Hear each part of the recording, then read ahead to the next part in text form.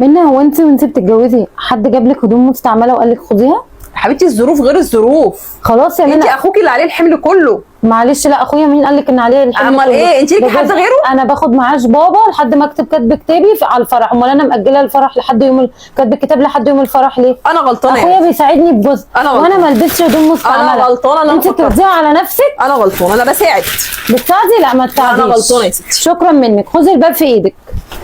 منى جابت لك الحاجه اللي قالت عليها؟ حاجه؟ خدي إيه دول ده 5 هنا؟ مع الحاجه اللي جابتها لك منى. لا بس انا مش عايزه فلوس خلاص، انا اتصرفت. انت اتغيرتي ليه كده؟ لا ما اتغيرتش، بس انا خلاص اتصرفت. اتصرفتي ازاي لا انا كده اصحابي عملوا لي جمعيه في الشغل وخلاص هيقبضوها لي كمان يومين وهنزل اجيب الحاجه، عشان انت ظروفك مش سامحه اليومين دول. مين اللي اشتكى لك وقال لك ظروفي؟ لا مش ما حدش اشتكي لي خلاص يا نور بقى، انا مش محتاجه، لما احتاجه اقول لك. لا كده في مشكله، ايه اللي حصل؟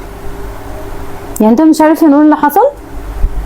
لا نور منى بعتلي هدوم مستعمله وقديمه ومعرفش جايباها منين، وتقول لي خدي عشان الحمل ما يخف من على نور شويه. مستعمله ازاي؟ دي قالت لي حاجات جايه بالتيكت بتاعها فين دي وجايه يا نور من اللي بره. جايه بالتيكت بتاعها؟